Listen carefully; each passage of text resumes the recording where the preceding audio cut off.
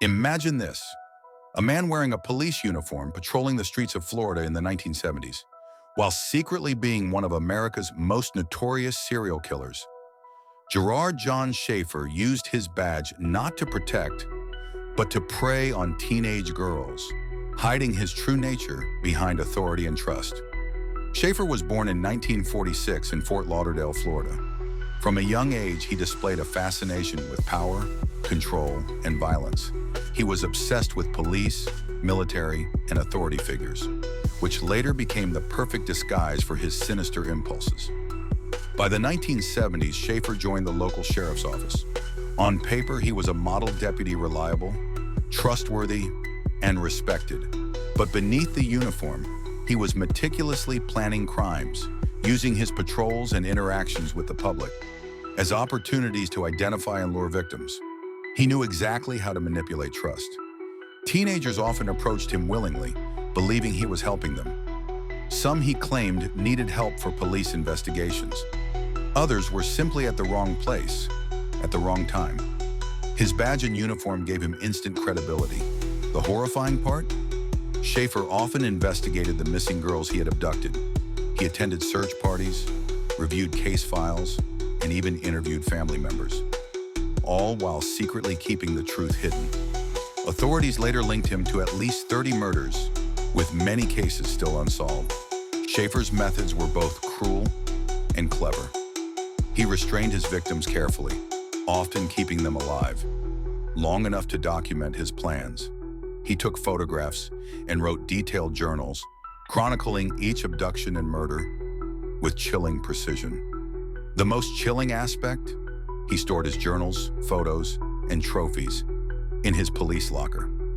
Fellow officers unknowingly worked alongside, irrefutable evidence of his crimes, completely unaware of the monster among them. Over time, Schaefer's confidence grew. He became bolder, targeting victims closer to the community and using his authority to manipulate others. Investigators were baffled, unable to find a pattern, never suspecting the very person investigating the cases was the killer. Schaefer's downfall came when two potential victims escaped. They bravely identified him in uniform. This led police to uncover the shocking truth. Dozens of missing person cases were tied to a killer operating from inside the department.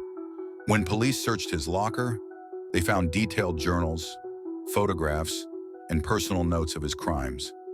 Everything was meticulously documented, a terrifying insight into his mind. The officers who worked alongside him were stunned, realizing that evil had been present in their midst for years. Schaefer went to trial for multiple murders.